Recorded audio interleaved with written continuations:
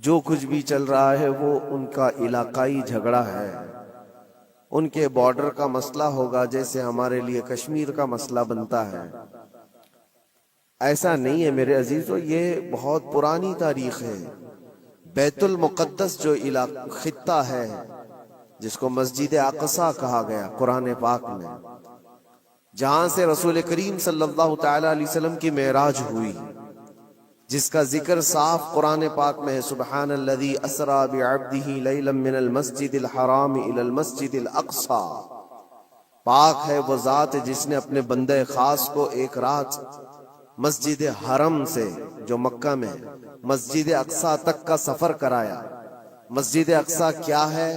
قرآن کہتا ہے الذی بارکنا حولہ، جس کے ارد گرد ہم نے برکت رکھی ہے، جس کے ارد گرد برکتیں رکھی گئی ہیں۔ تو مسجد اقصی یہ کل پرسوں والی، سال دو سال پہلے والی یا 100-200 سال پہلے والی مسجد کا نام نہیں ہے، یہ اتنی پرانی ہے جس کی تاریخ تقریباً 4000 سال پہلے کی۔ سیدنا ابراہیم علیہ السلام کے زمانے سے یہ آباد علاقہ، اور ایک دو نہیں ہزاروں انبیاء اکرام علیہ السلام کا وہ قبلہ رہا ہے، اور خود مسلمانوں کا بھی قبلہ اول وہی تھا، پہلے اسی کی طرف منہ کر کے نماز ادا کیا جاتا۔ اور نبی پاک صلی اللہ تعالی علیہ وسلم جب مدینہ طیبہ ہجرت فرما کر آئے تو آپ اندازہ کیجئے کہ بعثت کے 13 سال کے بعد، یعنی حضور کے اعلان نبوت کے 13 سال کے بعد حضور پاک صلی اللہ تعالی علیہ وسلم نے ہجرت فرمائی، مکہ کے 13 سال، اور پھر مدینہ جانے کے بعد وہاں 17 مہینے تقریباً 1.5 سال بیت المقدس کی طرف منہ کر کے ہی نماز پڑھی جاتی تھی، بیت المقدس کی طرف رخ کر کے ہی عبادت ہوتی۔ اور 17 مہینے کے بعد پھر وہ حکم آیا، وہ بھی میرے مصطفیٰ کریم صلی اللہ علیہ وسلم کی خواہش پر، کہ آپ ظہر کی نماز ادا کر رہے تھے اور آپ کے دل میں یہ خیال آیا کہ ہمارا قبلہ بیت المقدس کی بجائے خانہ کعبہ ہوتا تو اچھا ہوتا۔ رب تبارک و تعالیٰ کی بارگاہ میں وہ خواہش کرتے ہوئے آسمان کی طرف نماز کی حالت میں حضور دیکھ رہے تھے، چہرہ آسمان کی طرف اٹھا رہے تھے، 2 رکعت ہو چکی تھی۔ تب اللہ تعالیٰ نے قرآن کی آیت نازل فرمائی نماز کی حالت میں ہی، قد نرا تقلب وجہک فی السماء فلنولینک قبلۃ ترضاها۔ اے محبوب، ہم آپ کا چہرہ اٹھانا دیکھ رہے ہیں آسمان کی طرف، اور عنقریب آپ کو اسی طرف پھیر دیں گے جہاں آپ کی رضا ہے، آپ کی جس میں خوشی ہے۔ اور پھر فوراً آیت بھی نازل ہو گئی، فولی وجہک شطر المسجد الحرام۔ دیر کس بات کی محبوب، ابھی آپ اپنا چہرہ خانہ کعبہ کی طرف فرما لیں۔ بیت المقدس سامنے ہے تو خانہ کعبہ بالکل اپوزٹ میں۔ حضور اکرم صلی اللہ علیہ وسلم 2 رکعت کے بعد نماز کی حالت میں ہی گھوم گئے، اور اس کے بعد باقی کی 2 رکعت خانہ کعبہ کی طرف منہ کر کے پڑھائی۔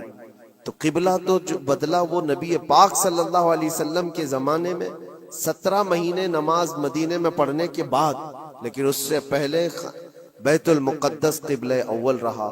بیت المقدس انبیاء اکرام کا مسکن ہے، تقریباً 30,000 کے قریب انبیاء اکرام علیہ السلام اس کے ارد گرد ہیں بیت المقدس کے، اور وہ اس کو قرآن پاک نے ارض مقدس کہا ہے، ارض مقدس بھی قرآن پاک میں اس کا ذکر ہے۔ مسئلہ یہ ہے کہ وہاں پر دنیا کے 3 بڑے پرانے جو ادیان ہیں ان کا وہ محور و مرکز بنتا چلا جاتا ہے، یہودیت، عیسائیت اور مسلمانوں کے لیے، سب کے لیے وہ مقدس ہے، محترم ہے، متبرک ہے۔ یہودی بھی اس کو مقدس مانتے، ان کا بھی قبلہ رہا، اور عیسائی بھی اس کو اپنا مقدس اور محترم عبادت گاہ کے طور پر دیکھتے ہیں، اس لیے کہ عیسیٰ علیہ السلام کی ولادت بھی وہاں قریب میں ہوئی بیت لحم میں، اور عیسائیوں کے لیے بھی وہ ایک مرکز کی حیثیت رکھتا ہے۔ اور یہ آسمانی مذاہب میں ایمان والے مسلمانوں کے لیے بھی وہ مقدس و متبرک ہے۔ اس کی وجہ چاہے جو بھی ہو، قرآن پاک میں اس کا ذکر ہے، اور نبی پاک صلی اللہ علیہ وسلم نے وہاں سے معراج فرمائی، معراج کا سفر شروع فرمایا۔ تو اس اعتبار سے تین بڑے ادیان جو دنیا کے ہیں ان میں یہ اختلاف کا مسئلہ آج سے نہیں رہا، برسوں سے رہا۔ چلیں اگر آج کوئی ہم پر یہ الزام لگاتا ہے یہ کہ مسلمانوں کا اور یہودیوں کا مسئلہ ہے، تو میرے عزیزو فلسطین میں مسلمانوں کے آنے سے پہلے کی اگر تاریخ آپ پڑھیں گے تو یہودیوں اور عیسائیوں میں کئی جنگیں وہاں پر ہوئی، کئی جنگیں بیت المقدس کو لے کر کے۔ بیت المقدس میں پہلے یہودیوں کا غلبہ تھا تو عیسائیوں کا بادشاہ ٹائٹس اور ہرکیولس، یہ سب بادشاہوں کے جو نام ہیں آپ تاریخ میں پڑھیں، یہ حضور پاک صلی اللہ تعالی علیہ وسلم کی آمد سے پہلے والے، انہوں نے طاقت حاصل کی، غلبہ حاصل کیا۔ تو ٹائٹس جو بادشاہ تھا عیسائیوں کا، اس نے اتنا قتل عام کیا تھا یہودیوں کا، اتنا قتل عام کہ پورے فلسطین کی زمین خون سے بہہ رہی تھی اس زمانے میں۔ اور پھر جب یہودیوں کا غلبہ آیا تھا تو یہودیوں نے عیسائیوں کا قتل عام کیا تھا، کسی کو چھوڑا نہیں تھا۔ تو بیت المقدس کے حصول کے لیے، اس پر غلبہ حاصل کرنے کے لیے جنگیں برسوں سے چلی، بہت برسوں سے۔ پھر جب وہ دور آیا، حضور پاک صلی اللہ تعالی علیہ وسلم نے اعلان نبوت فرمایا، اسلام پوری دنیا میں پھیلنے لگا، پھر بھی حضور اکرم صلی اللہ علیہ وسلم کی زندگی پاک میں بیت المقدس پر، مسجد اقصی پر مومنین کا یا مسلمانوں کا وہ غلبہ نہیں تھا۔ زمانہ بیت گیا، حضرت عمر فاروق رضی اللہ تعالیٰ عنہ کا زمانہ آیا۔ جب حضرت عمر فاروق کا زمانہ آیا تو اسلامی سلطنت کی سرحدیں بہت دور دور تک پھیل گئیں۔ مصر فتح ہو گیا، ایران فتح ہو گیا، روم فتح ہو گیا، بہت سارے علاقے فتح ہو کر اسلام میں داخل ہوئے۔ تو ایک محاذ فلسطین فتح کرنے کے لیے بھی حضرت عمر فاروق کے زمانے میں بھیجا گیا، جس میں حضرت ابو عبیدہ بن جراح رضی اللہ تعالیٰ عنہ بھی موجود تھے۔ اور وہ اسلامی لشکر جب گیا تو فلسطین کو ان لوگوں نے فتح کیا۔ فلسطین جب فتح ہوا، بیت المقدس جب حاصل کیا گیا، وہ بھی تاریخ بڑی عظیم ہے میرے عزیزوں۔ وہاں اس وقت عیسائیوں کا غلبہ تھا، یہودیوں کو نکال کر پھینک دیا گیا، مار دیا گیا، جیسے بھی ان کے ہر بار ہوتے تھے۔ جب ان کا غلبہ آئے تو ان کو مارے، ان کا غلبہ آئے تو ان کو مارے، یہ جنگیں چلتی تھی۔ پھر جب اسلام آیا تو اس زمانے میں عیسائیوں کا وہاں غلبہ تھا، انہوں نے حوالے کر دیا بیت المقدس کو، مسجد اقصی کو حوالے کیا۔ تو یہ بہت بڑی خوشی کی بات تھی۔ تو اس وقت وہاں موجود صحابہ نے حضرت عمر فاروق رضی اللہ تعالیٰ عنہ کو خط لکھا کہ آپ تشریف لائیں کہ بیت المقدس فتح ہو چکا ہے۔ اور یہ مسلمانوں کے لیے ایک بہت بڑی بشارت تھی، بہت بڑی عظیم خوشخبری تھی، اور سب انتظار میں تھے کہ امیر المومنین آئیں گے تو ان کے ذریعے سے یہاں پر نماز ادا کی جائے گی۔ حضرت عمر نے خبر پاتے ہی سفر شروع فرمایا تھا، لیکن وہ کس حال میں سفر کیا تاریخ میں موجود ہے۔ وقت کا امیر المومنین جس نے محاذ پہ محاذ چھیڑ رکھے تھے اور بڑے بڑی سلطنتوں کو زیر کر دیا تھا، لیکن بیت المقدس کے فتح ہونے کی خبر پا کر جب جانا تھا تو بہت لاؤ لشکر لے کر کے نہیں نکلے، اپنے ایک غلام اور ایک گھوڑے کے ساتھ نکلے تھے مدینہ طیبہ سے۔ اور وہ بھی اس حال میں نکلے تھے کہ غلام سے طے کر لیا تھا کہ 1 میل میں اس پر بیٹھوں گا، تو چلے گا، اور 1 میل تو بیٹھے گا اور میں اس رسی پکڑ کر چلوں گا۔ یہ دونوں میں طے ہو چکا تھا۔ اس طرح سے امیر المومنین سفر کرتے ہوئے فلسطین پہنچے تھے، بیت المقدس پہنچے تھے۔ حضرت عمر فاروق رضی اللہ تعالیٰ یہ باتیں آج اس لیے بتا رہا ہوں کہ جنہوں نے خون کا بازار گرم کر رکھا ہے، اور جو ہم پر یہ الزامات ہیں کہ تلوار کے زور پر علاقے حاصل کیے، تو حضرت عمر کی یہ سیرت بھی بتاؤ، یہ تاریخ بھی بتاؤ کہ فاتح قوم کس طرح سے جاتی ہے، اکڑ کر، لوگوں کو پکڑ کر نہیں۔ حضرت عمر جب بیت المقدس کے فتح کے بعد فلسطین آ رہے تھے، خبر مشہور ہو گئی، عیسائی بھی مسلمان بھی جو وہاں موجود تھے سب لوگ امیر المومنین کو دیکھنے کے لیے باہر نکلے تھے۔ اتفاق ایسا تھا کہ فلسطین جب قریب تھا تو سواری پر بیٹھنے کی باری غلام کی تھی، حضرت عمر کی باری رسی پکڑنے کی تھی۔ وہ رسی پکڑ کر کے وہاں قریب پہنچے تو لوگوں نے یہ سوچا جو سواری پر بیٹھا ہے وہ امیر المومنین ہے، لوگ سب اس کے پیچھے دوڑنے لگے۔ تو وہاں موجود صحابی رسول حضرت ابو عبیدہ نے کہا، اے لوگو تم غلط فہمی میں ہو، سواری پر بیٹھا ہوا امیر المومنین نہیں، گھوڑے کی رسی پکڑا ہوا وہ امیر المومنین، وہ تو غلام ہے ان کا۔ لوگوں نے پوچھا ایسا کیسے ہو سکتا ہے، تمہارا اتنا بڑا عظیم بادشاہ، اتنا بڑا سلطان، وہ رسی پکڑ کر چل رہا ہو، کوئی غلام بیٹھا ہو؟ کہا یہی تو اسلام کا عدل ہے، فاروق اعظم کا عدل ہے۔ انہوں نے یہ طے کیا ہے کہ راستے میں دونوں برابر کے سفر میں حصے دار ہوں گے، تھوڑا آرام تم کرو گے، تھوڑا آرام ہم کریں گے۔ ان اخلاق کو دیکھ کر موجود کئی لوگوں نے اسلام قبول کیا تھا۔ حضرت سیدنا عمر ابن خطاب رضی اللہ تعالیٰ عنہ اسی موقع پر یہ بھی ارشاد فرماتے ہیں، لوگوں نے جب یہ دیکھا امیر المومنین امیر المومنین کہہ کر پکارا تو آپ کی آنکھوں میں آنسو آئے۔ فتح بیت المقدس کے موقع پر میرے عزیزو ہو سکتا ہے کسی کا سینہ چوڑا ہو جائے کہ بیت المقدس فتح کر لیا ہے، اب ہم نے مسلمانوں کا قبلہ اول واپس آ گیا ہے۔ اس لیے کہ تاریخ میں پہلے سے موجود ہے اور بعد میں بھی کہ جس بادشاہ نے وہاں پر چڑھائی کی اور فتح کیا، غلبہ حاصل کیا، اس نے کرورتا ایسی دکھائی کہ سارے لوگوں پر یہ دھوس جمانا چاہا کہ یہ میری طاقت کا نشہ دیکھ لو، میں جب طاقت سے چڑھائی کرتا ہوں تو کیا حالات ہوتے۔ سب کو جس بادشاہ نے بھی بیت المقدس پر چڑھائی کی ہے اس نے اپنا غرور اور اپنا گھمنڈ لوگوں کو دکھایا۔ یہ امیر المومنین عمر ابن خطاب تھے، جب بیت المقدس فتح ہونے کے بعد آئے تھے تو آنکھوں میں آنسو تھے اور روتے ہوئے لوگوں سے کہا، اے لوگوں میری کوئی حیثیت نہیں، میں تمہیں بتاتا ہوں میں خطاب کا بیٹا عمر ہوں۔ بچپن میں مجھ سے 2 بکریاں نہیں سنبھلی جاتی تھی، میرے باپ مجھے مارتے تھے، جب بکریاں میں نہیں سنبھال پاتا تو روز مار کھاتا تھا، اور آج اللہ کے فضل سے پورے علاقے مصر، یمن، عراق، ایران، روم، اب یہ فلسطین، عرب، حجاز، تقریباً آج کی 6 کنٹری جس کا رقبہ 36 لاکھ اسکوائر کلومیٹر کے آس پاس ہوتا ہے۔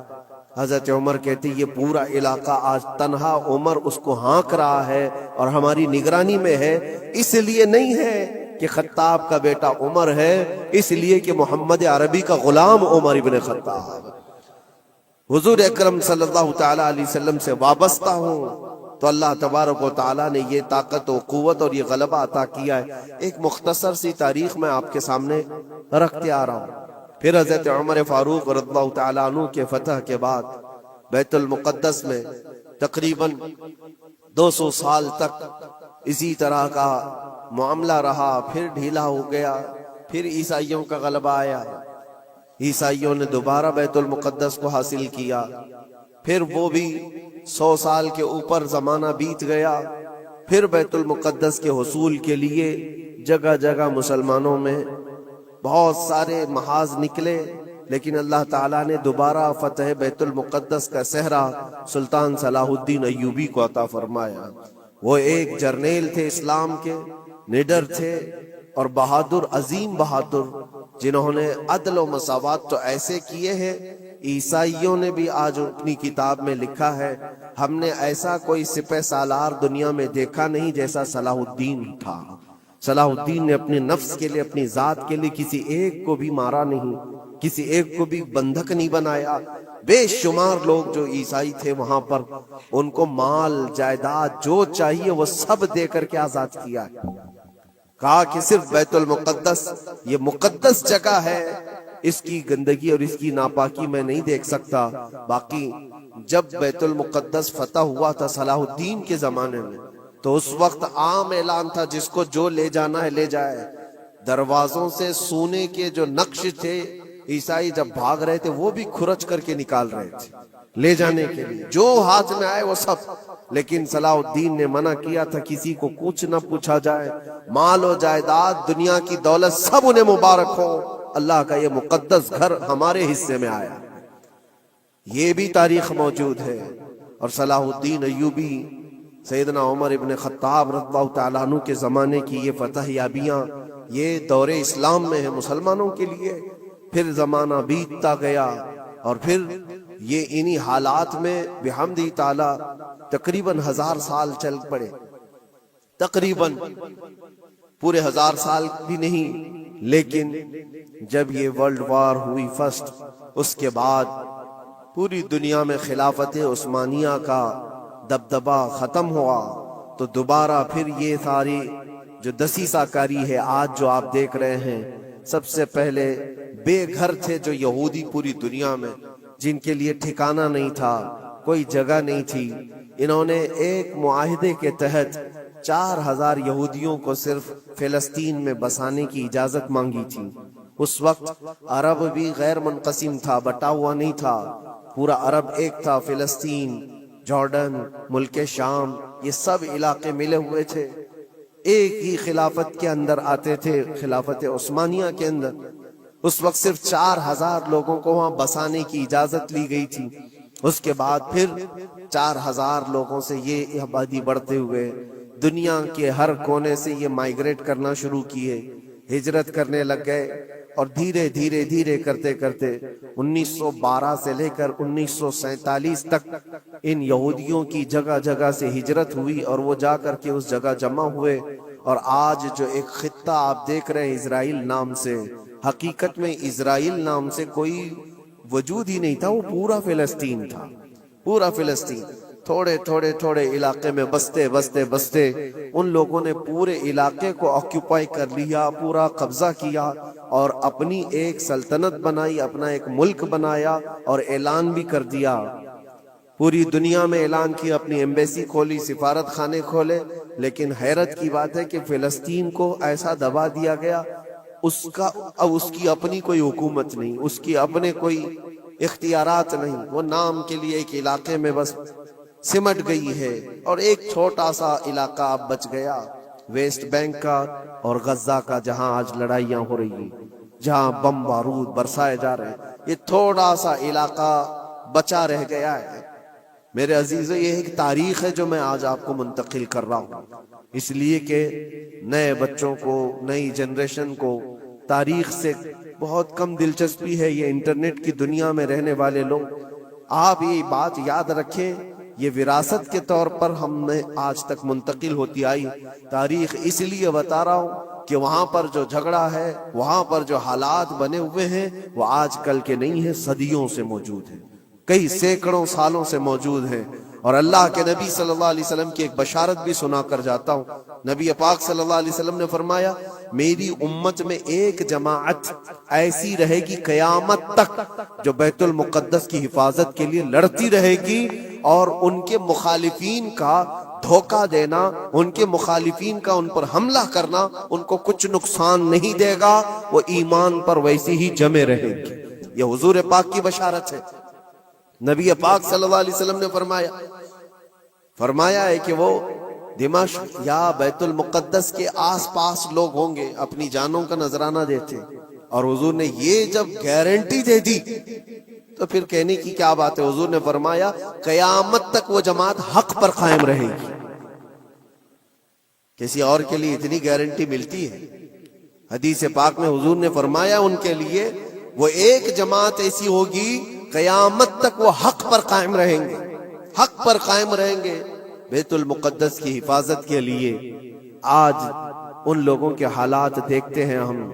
پھر میں آپ کو ایک آیت جو شروع میں پڑھا عرض کیے دیتا ہوں. رب تعالیٰ فرماتا ہے وَسَيَعْلَمُ الَّذِينَ ظَلَمُوا أَيَّ مُنْقَلَبٍ يَنْقَلِبُونَ. ان قریب ظلم کرنے والے یہ دیکھیں گے کہ اللہ ان کو کس کھائی میں گراتا ہے، کس پلٹی وہ پلٹیں گے. وہ انجام آئے گا، کسی بھی ظالم کو چھوڑا نہیں گیا ہے. ظلم کی انتہا ہو گئی، ظلم کی انتہا ہو گئی. حیرت ہوتی ہے یہ دنیا آج جو نیوٹرل بنتی ہے، سیکولر بنتی ہے، ان کی زبانوں میں کیا دہی جم گیا ہے. ان چھوٹے سے بچوں کی موت پر کوئی دو جملے بولنے کو تیار نہیں، صرف اس لیے کہ مسلمان ہیں، صرف اس لیے کہ وہ ایمان والے ہیں. میرے عزیزو، دنیا میں کہیں کسی کی ظلمن موت ہو جائے تو ساری میڈیا چیختی ہے، چلاتی ہے. اور آج جہاں 49,000 لوگوں کو قتل کر دیا گیا، مار دیا گیا، ان کا قصور کیا تھا بتائیں؟ ان کا قصور کیا ہے؟ جنگ جس سے چل رہی ہے اس جماعت کا تو کوئی نشانی نہیں ملتا. جس جماعت کے ساتھ، جس تحریک کے ساتھ، جس تنظیم کے ساتھ یہودیوں کی جنگ چل رہی ہے، اس تنظیم کا کون مر رہا ہے، اس تنظیم کے کتنے لوگ مارے جا رہے ہیں، اس کا کوئی حساب نہیں. لیکن سویلینز جو وہاں کے بچے ہیں، عورتیں ہیں، بوڑھے ہیں، ان میں سے تقریباً 50,000 لوگ شہید ہو چکے، جس میں سے تقریباً 15,000 کے آس پاس تو بچے ہیں، چھوٹے سے بچے ہیں. کلیجہ منہ کو آتا ہے یہ ساری باتیں دیکھ کر کے، سن کر کے. میرے عزیزوں، جگر رکھنے والا دنیا کا کوئی بھی انسان ہو جس کے اندر تھوڑی انسانیت باقی ہو، وہ یہ تمام مناظر کو دیکھ کر کے ویرودھ تو ضرور کرے گا. اور اگر یہ باتیں بھی ہم کو یہاں کہنے میں کسی کو ایسا لگتا ہے تو میں اس کی پرواہ نہیں کرتا. ایمان جب تک ہے ہم بولتے رہیں گے. جہاں لوگوں کی جانیں چلی جا رہی ہوں اور تم کہتے ہو کہ یہ حالات صحیح نہیں ہو بولنے کے لیے، تو پھر ایسی بزدلی میں جی کر کے بھی مطلب نہیں، مر جانا ہی بہتر ہے. کس لیے جی رہے ہیں؟ حق کو حق نہ کہا جائے، ظلم کو ظلم نہ کہا جائے. کیا اتنے بھی زیادہ بزدلی آ گئی ہے؟ میرے عزیزوں، آپ کو بتانے کا مقصد یہ ہے. مجھے پتا ہے لوگوں کو یہ بھی لگتا ہے کہ یہاں بیان کر کے مطلب کیا ہے، فلسطین میں ظلم ہو رہا ہے، بچے مارے جا رہے ہیں، یہاں بیان کر کے کیا مطلب ہے، یہ تھوڑی نہ وہاں جائیں گے مدد کرنے کے لیے. لیکن میرے عزیزوں، فزیکلی آپ جا تو نہیں سکتے، لیکن اس سے بہت ساری عبرتیں، بہت سارے سبق تم سیکھ سکتے ہو. تم سردی بخار پر آئیں کائیں کرنے لگ جاتے ہو، جن کے گھروں پر روز بم بارود ہو، ان لوگوں کو دیکھو کبھی تو آج بھی الحمدللہ کہتے ہیں. ایک خاتون کو دیکھا جس کے 4 بیٹے شہید ہو گئے، 4 بیٹے شہید ہو گئے. عورتوں میں وہ بیان کر رہی ہے، بڑا بیٹا 27 سال کا، دوسرا بیٹا 25 سال کا، تیسرا 23 سال کا. اس طرح سے عمر جوانی، بھری جوانی میں جس کے 4 لڑکے شہید ہوئے. آنکھوں میں آنسو کچھ نہیں. کسی نیوز رپورٹر نے کہا کہ 4 بیٹے تیرے اتنی بھری جوانی میں مارے گئے، تجھے غم نہیں کسی بات کا؟ کیا بہترین جواب دیتی ہے وہ خاتون، کہتی ہے جس کا ہر بیٹا جنت میں پہنچ چکا ہو اسے غم کس بات کا، کیونکہ اللہ کا وعدہ ہے، میرے نبی کا وعدہ ہے، وہ شہید ہیں اور شہید جنت میں ہو چکا ہوتا ہے، اور شہید کو اس کی موت سے پہلے اس کا جنت میں ٹھکانہ دکھایا جاتا ہے. وہ خاتون کہتی ہے روتی اس وقت جب میرا بیٹا تاش کے پتوں پر بیٹھا ہوتا، شراب کے اڈے پر گیا ہوتا، بہک کر کے کہیں بگڑ گیا ہوتا، تو پھر دل پر افسوس ہوتا کہ میرا بیٹا راستہ بھٹک چکا ہے، میرا بیٹا عیاشی میں جا چکا ہے. لیکن جس ماں کو یہ یقین ہے کہ اس کے جیتے جی اس کا بیٹا جنت میں پہنچ چکا ہے، تو پھر غم کس بات کا. میں تو ان کے صدقے میں دعا کرتی ہوں کہ مولا ان کے راستے مجھے بھی وہاں تک پہنچا. یہ ایمانی جذبہ ہے میرے عزیز، ایمانی جذبہ ہے. اللہ تعالیٰ نے انہیں صبر دیا ہے. تو میں یہ چیزیں اس لیے بتا رہا ہوں کہ آپ چھوٹی مصیبتوں کو بہت بڑی بنا کر کے سمجھتے ہیں کہ حالات بہت خراب ہیں. ایسے حالات خراب ہیں آپ کے پاس، آپ کے لیے. وہاں پر کل کی بات ہے، جو لوگ مدد پہنچانے کے لیے گئے تھے ان کی آنکھوں میں آنسو، کہتے خرید کر کے دینے کے لیے بھی پانی نہیں ہے، صاف پانی پی نہیں سکتے، کھانا کھانے کے لیے دکان ہی نہیں ہے، کہاں بکے گا، کہاں سے آئے گا، بہت سارے حالات. لیکن ان قسم پرسی کے عالم میں ان کا ایمان سلامت ہے. یہی تو نبی پاک صلی اللہ علیہ وسلم نے فرمایا، پوری دنیا ان کے خلاف ہو تو بھی ان کا کچھ نہیں بگڑے گا. موت آ جانا اس کو بگڑنا نہیں کہتے، گھر ٹوٹ جانا اس کو بگڑنا نہیں کہتے، ایمان چلا گیا تو اس کو بگڑنا کہتے ہیں. اور ان کا ایمان سلامت ہے تو سب سے بڑی دولت ان کے ساتھ ہے، سب سے بڑی دولت. آپ سب کے لیے اور ہمارے لیے عبرت کی بات ہے. آج یوم القدس ہے، آج پوری دنیا یہ الوداعی جمعہ کو قدس کی حفاظت کا دن کہہ کر مناتی ہے. آپ سب اللہ کی بارگاہ میں دعا گو ہو جائیں اور اللہ کریم کی بارگاہ میں گڑ گڑا کر کے مانگیں کہ مولا قبلہ اول بیت المقدس کو پھر سے ہمارے حق میں عطا فرما دیں. اور اس کے لیے جنہوں نے اپنی جانوں کا نذرانہ پیش کیا، اپنے مال و جائیداد، اپنے بچے، اپنے عزیز و اقارب کھوئے، اے کریم خدا دنیا میں بھی اور آخرت میں بھی ان کو اجر عظیم عطا فرما. وہاں کے شہیدوں کی شہادت کو قبول فرما لے. اللہ ان کے بیماروں کو شفا دے دے، ان کی عورتوں کو سہارا دے دے، مولا کریم ان کے رزق کے اسباب پیدا کرتے ہیں۔ اے رب العالمین، رمضان کا یہ آخری عشرہ ہے، عید کی خوشیاں سب گھروں میں آتی ہیں، ان بچوں کے گھروں میں بھی عید کی خوشیاں پہنچا دے جن کے باپ اور جن کی مائیں رمضان میں جا چکی ہیں۔ اے کریم خدا ارحم الراحمین، مولا تیرے حبیب پاک صلی اللہ تعالی علیہ وسلم کی امت پاک پر رحم و کرم فرما دے۔ اللہم ارحم امت سیدنا محمد صلی اللہ علیہ وسلم رحمتا عامہ، اللہم اغفر امت سیدنا محمد صلی اللہ علیہ وسلم مغفرتا عامہ، وصلی اللہ تعالی علی خیر خلقہ محمد وآلہ واصحابہ اجمعین برحمتک یا ارحم الراحمین۔